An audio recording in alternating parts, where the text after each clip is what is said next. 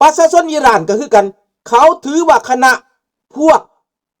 หัวศาสนามาเถอะนะบักอายุตลอดนะลูกน้องบักยาตลอดนะเป็นศัตรูของประชาชนเท่าปานนี่ยังเอาจริงเอาจังลุงเอ้ยบ่ต้องหัวเด้อล่ะเอ้ยซื้อพี่ซื้อเจ้าบ่ต้องหัวเด้อค่อยบอกเจ้าจริงเด้อนี่เด้อค่อยบอกเอาบุญเด้อคันเจ้าบ่ฮู้ก็ได้คันเจ้าหูเจ้าหนวกสมองเจ้าตันปัญญาเจ้าอ่อนเด้อเซอเด้อลุงจะบ่ว่าหยังเจ้าให้เจ้าไปเบิ่งเด้อว่าบ่เอาจริงเอาจังนั่นน่ะเท่าปานนี้ยังเอาจริงเอาจังลุงเอ้ยพ่อสั่นให้เจ้าคิดเด้อหลานเด้อเจ้าไปคิดแล้วคิดอีกเด้อคิดเด้อจะเฒ่าจะแก่ก็เป็นเรื่องความยุติธรรมทั้งนั้นเป็นความถูกต้องทั้งนั้นถามว่าเมืองลาวเจ้ามันเป็นธรรมบ่พวกเจ้าเห็นว่าเมืองลาวนี่เป็นธรรมบ่คันพวกเจ้าผู้นุ่มคิดแบบนั้นน่ะนะพวกเจ้าเกิดขึ้นมาเป็นคนมันบ่เสียศาสตร์เกิดละล่าว่ะเด้อขอตอบหลานผู้นี้ก่อนเนาะลุงขอตอบหลานผู้นี้ก่อนว่าเจ้าเกิดมาเป็นคนนั่นนะที่ว่าบ่เอาจริงบ่เอาจังน่ะลุงนี่เอาจริงเอาจังในชีวิตนี่จังสำเร็จผลเด้อจากการที่ว่าถูกทำลายมาถูกเหยียบถูกบีบบี้สีไฟมาน่ะย้อนความเอาจริงเอาจังของลุงจังมาถึงจุดนี้ได้นะสบายดีสมฤทธิ์จังมาถึงจุดนี้ได้ถ้าสั้นไปบ่รอดไหนนี่แหละดังนั้นลูกหลานให้คิดเบิ่งพวกผู้เฒ่าสำรุ่นข้าพเจ้านี่ยังเอาจริงเอาจังเพื่อลูกเพื่อหลานเว้าจริงเว้าจังบ่แม่นเว้าลิ้นซีเรียสแท้ๆเอาจริงเอาจังเพราะว่าความจริงน่ะที่รัฐบาลเผด็จการที่เข็นฆ่าคนน่ะแม่นแล้วสำราญได้บอกข้าเจ้านี่เรื่องความจริงที่รัฐบาลอิหร่านฆ่าคนเป็นหลายพันน่ะบ่แม่นเรื่องลิ้นได้บ่แม่นเรื่องเยาะเย้ยคือวิเซอร์เว้าได้บ่ได้และพวกลาวแดงนี่เพิ่นว่าเพิ่นบ่สะเทือนเพิ่นว่าเพิ่นเก่งข้าพเจ้าไปเห็นแล้วว่าเกาหลีเหนือกับลาวแดงพากันไปตายรอบสุดท้ายนี่อยู่ยูเครนหั่นนะรถถัง70กว่าคันพี่น้องทหารตั้งหลายพันคนไปตายอยู่ในหั่นน่ะพี่น้องไปตายอยู่ในสนามรบหั่นน่ะวางติดกับดักยูเครนเขาทหารบ่หลายแต่เขาวางกับดักเขาใส่โดรนใส่ปืนใหญ่ใส่ปืนแตกอากาศตายกองลี่หล่อนพี่น้องแม่และต้องจริงจังต้องจริงจังดังนั้นข้าพเจ้าจึงเอาจริงเอาจังบ่ได้แม่นเว้าลิ้นเอาจริงว่าจังแต่ว่าพวกที่ว่าถือพวกนั้นล่างสมองหันมันจะเยาะเย้ยมันจะประมาทมันจะดูถูกมันจะเหยียดหยามจิตใจคนมันบ่ฮู้มันบ่มีความเป็นคนพี่น้องสบายดีบีบุญเห็นบ่พวกอิหร่านบ่มีความเป็นคนบ่ฆ่าตายแล้วมันก็เยาะเย้ยลาวแดงคือกันมันเอาหมู่ไปฆ่าตายสัมมนานี่นะตายกว่าพวกอิหร่านฆ่านี่อีกการว่าไปสัมมนาการว่าไปสัพพทุกนี่ข้าพเจ้าเห็นแล้วไปเบิ่งวิดีโอหั่นน่ะต้นมันเหมือนมาจากบักสุพรรณวงศ์กับบักมาจากสุพรรณวงศ์กันกับบักกันน่ะ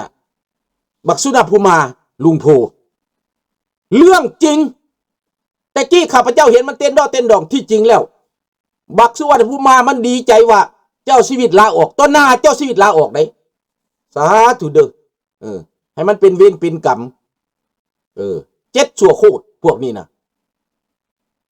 สุวรรณภูมาเต้นจูบปากสุพรรณวงศ์กับหม่องเลยได้พี่น้องลุงโพได้บึงบ่วิดีโอที่หลานแซ่ไปเมื่อวานนี่นะ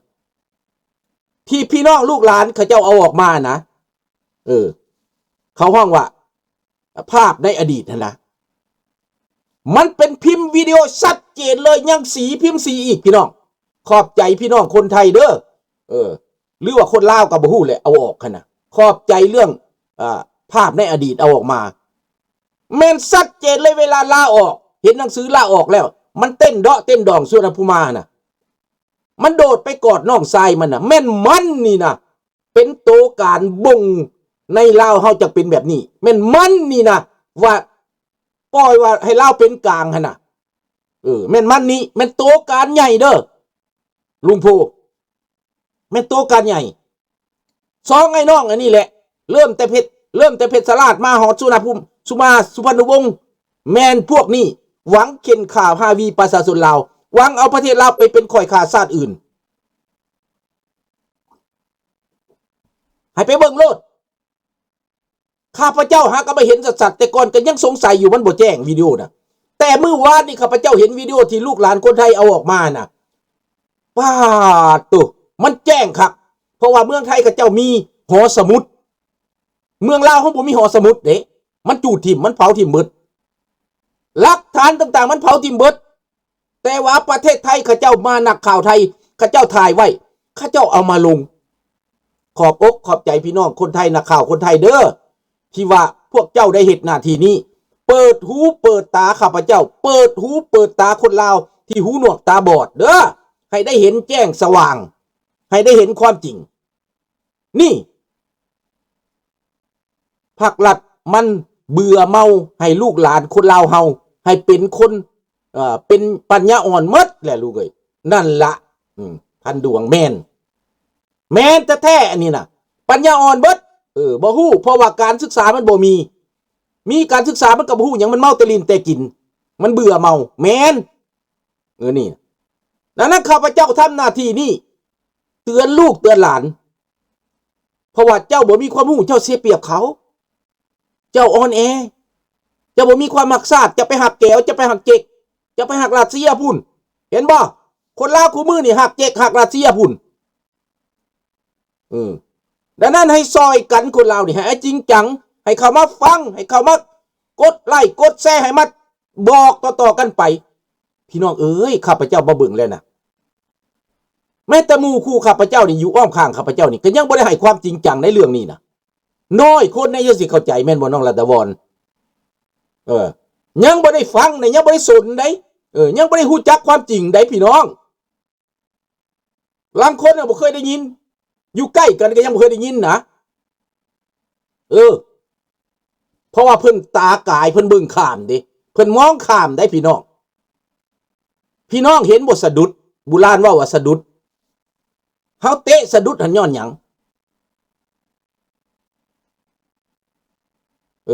เฮาเตะสะดุดย้อนหยังเพราะว่าเฮาบ่เห็นเฮามองข้ามลุงพ่อว่าพระเจ้าศรีสว่างวัฒนาดาเจ้าสุวรรณาเป็นภาษาฝรั่งเพียงเสียงเดียวคือเตรดพระเจ้าแผ่นดินว่าดาตอนนั้นสุวรรณภูมินั้นจูบปากสุพรรณวงศ์แล้วว่าเตรดแปลว่าทรราชทรยศนะแปลว่าทรยศหักหลังสมมู่ความคิดกับกบฏแมนอันนี้ข้าพเจ้าซี่โลดคันสุพรรณวงศ์มันไปอยู่ป่าข้าพเจ้ายังว่ามันบ่แม่นเตรดได้อันนั้นมันบ่พอใจมันเข้าป่าแต่ว่าสุวรรณมานี่เป็นนายกพี่น้องมันเป็นนายกมันเป็นผู้บริหารประเทศมันเอาประเทศไปมอบให้แก้วนั่นแหละผู้สะดุดคือผู้ที่บ่เห็นแจ้งผู้ตาทั่วผู้ตามัวเตะสะดุดตำสะดุดนี่แหละดังนั้นพี่น้องข้าพเจ้าจึงบอกว่าสบายดีวังหน้าลุงมาลุงพามันอิจฉาวังหลังมาแต่โดนนี่แหละสหายข่อยจากออสเตรเลียยังบ่นอนเนาะสบายดีเด้อสหายเด้อสบายดีปีใหม่สุขภาพแข็งแรงเด้อหายไวๆถ้าเจ็บถ้าป่วยก็ได้เด้อพี่น้องให้ขึ้นเบิ่งมันเต้นกอดสุพรรณวงศ์จูบปากกันร่างบักโดนพี่น้องเห็นบ่เจ้าชีวิตลาออกยืนศาลลาออกให้องค์กุฎราชกุมารอ่านศาลของพระองค์ลาออกขอมาเป็นประชาชนพี่น้องก็เห็นแล้วเนาะศาลจดหมายน่ะเนาะเพิ่นเว้าคักอยู่ดอกในหั่นน่ะเพิ่น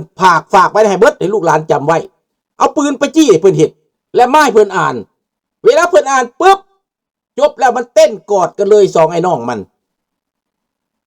แล้วเดี๋ยวนี้ไปใส่สุวรรณภูมิมีบ่ในประเทศลาว นามสกุลมันมีบ่ในประเทศลาวเดี๋ยวนี้นะจะมังคละก็ตายไปแล้วจะมังคละก็ได้เหลือแต่ลูกแต่หลานแหละบัดนี้เจ้าปัญญากับมับไปแล้วพี่น้องส่วนผู้มากับมับไปแล้วเสื้อสายนี่ที่กบฏชาตินะหมดเลยสุพรรณวงศ์ก็เหลือแต่ลูกชายหลานเห็นบ่ที่เอามาเป็นทูตท่านเห็นบ่เขาใส่มาเป็นหมาพานฟังเอาไว้พวกชาติสัวน้ำสัวนี่นะสิมแล้วมาเป็นทูตเป็นอย่างข้าพเจ้าก็บ่อยู่ในหัวใจเลยพี่น้อง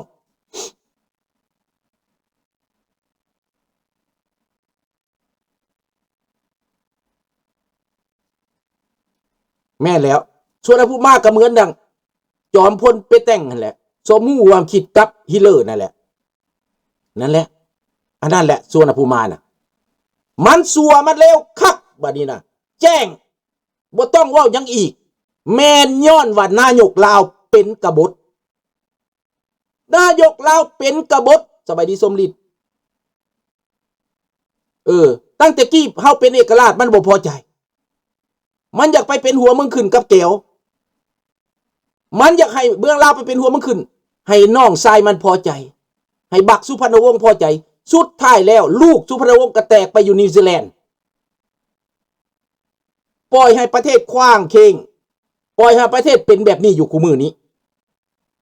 พวกตาบอดสีแม่นบอกสบายดีบุญยอเห็นคักแม่นบอกบุญยอเจ้าได้เบิ่งคอยเบิ่งแล้วหลายรอบจูบปากสุพรรณวงศ์จอดอยู่เดินมินว่าไตกันยังบ่แล้วตอนมันตอนโอมุกุฎราชกุมารอ่าน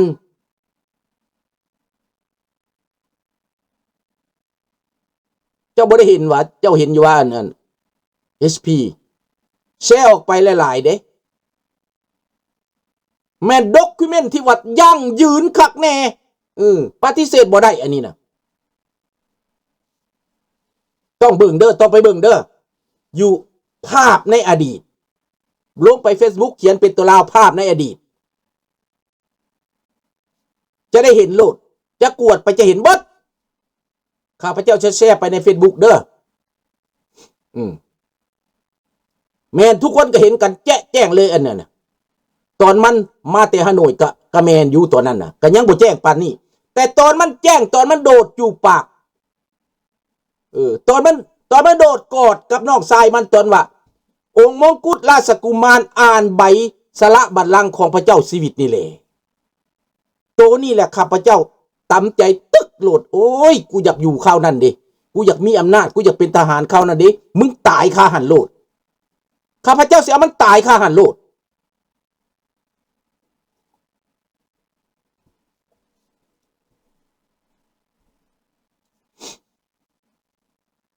ขอดูเดี๋ยวลุงเอาเข้าอุดรเข้าไปในเขียนเป็นภาษาลาวภาพในอดีตจะได้เห็นเลยความจริงอันนี้น่ะเป็นความจริงแม่นทรยศหักหลังทรราชนี่เป็นเรื่องจริงแล้วลาวกับอิหร่านมันค่ายคือกันแบบนี้แล้วระบอบเผด็จการฆ่าคนอีตาถ้ำที่เขาได้ตาถ้ำคู่มือนี่นะขอบใจลุงโพเขียนบอกลูกหลานตื่มให้เด้อที่เขาด่าตาถ้ำนี่อีตาถ้ำบ่ได้ฆ่าคนเวเนซุเอลาใดบ่ได้ตายเป็นล้านเป็นแสนคือบักกันทองรุ่นบ่ได้เคลื่อนบักกันไกสอนบักสุพรรณวงศ์เหตุใดมันฆ่าคนที่ว่าข้าเจ้าจำยอมแล้วคันว่าเจ้าชีวิตก็ได้ประชาชนข้าราชการทหารข้าเจ้าก็ไปตามนั่นแหละข้าเจ้าตกลงว่าสันติภาพกันแล้วเซ็นสัญญากันแล้วยุติสงครามกันแล้วมันเอาคนไปฆ่ารุ่นหมู่ข้าพเจ้ารุ่นเล็กรุ่นน้อยพวกนักเรียนปัญญาชนนักศึกษาชาวไห่ชาวนาเป็นชาวบ้านธรรมดาอายุ17-18มันเอาไปไหว้ดอนเท่าดอนนางจนเฒ่าจนแก่จนล้มจนตายอยู่ในดอนเท่าดอนนางเป็นหลายหมื่นคนพี่น้องอยู่เขื่อนน้ำงืมมันเหตุมันกระทำบ่แม่นธรรมดาได้ มันมืดแปดด้านแม่นบ่ล่ะ